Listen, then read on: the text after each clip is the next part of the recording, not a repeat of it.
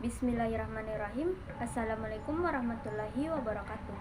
Halo guys, perkenalkan nama saya Olivia Afrilia, NIM 2226103, Prodi D3 Kebidanan, Fakultas Kesehatan, mahasiswi Universitas Cokro Aminoto Makassar. Di sini saya akan menjelaskan konsep umum persalinan. Yang pertama itu ada definisi persalinan. Persalinan adalah proses membuka dan menutupnya serviks dan janin turun ke dalam jalan lahir. Kelahiran adalah proses di mana janin dan ketuban didorong keluar melalui jalan lahir. Persalinan dan kelahiran normal adalah proses pengeluaran janin yang terjadi pada kehamilan cukup bulan atau 37-42 minggu. Lahir spontan dengan presentasi belakang kepala yang berlangsung dalam 18 jam tanpa komplikasi baik ibu maupun janin. Bagian B, faktor mulainya persalinan. Yang pertama ada faktor power. Power adalah kekuatan yang mendorong janin lahir keluar. Kekuatan yang mendorong janin keluar dalam persalinan ialah his, kontraksi otot-otot perut, kontraksi diafragma, dan aksi dari ligamen dengan kerjasama yang baik dan sempurna. Bagian A ada his atau kontraksi uterus.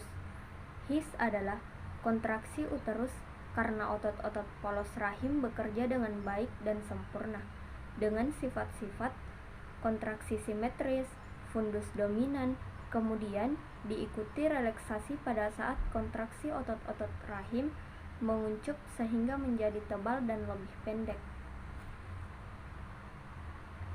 Bagian B ada tenaga mengejan. Setelah pembukaan lengkap dan setelah ketuban pecah, tenaga yang mendorong anak keluar selain his terutama disebabkan oleh kontraksi otot-otot dinding perut yang mengakibatkan peninggian tekanan intra-abdominal. Tenaga ini serupa dengan waktu kita buang air besar, tapi jauh lebih kuat lagi. Yang kedua ada jalan lahir.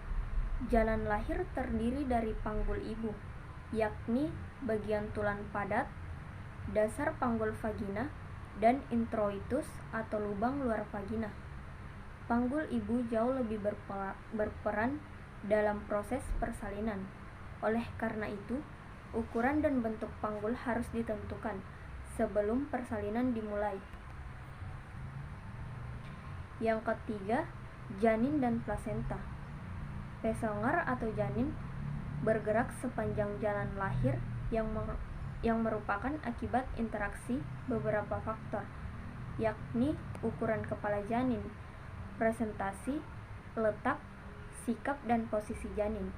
Karena plasenta juga melewati jalan lahir, maka dianggap sebagai bagian dari pesonger yang menyertai jalan janin. Yang keempat ada psikis.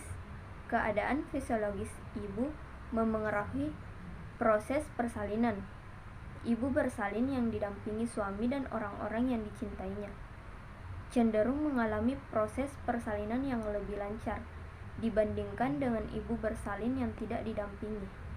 Dukungan fisiologis pada orang-orang terdekat akan membantu memperlancar proses persalinan yang sedang berlangsung.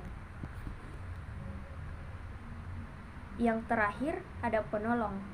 Perubahan fisiologis selama persalinan perlu diketahui oleh penolong persalin dalam melaksanakan tugasnya sebagai pendamping atau penolong persalinan.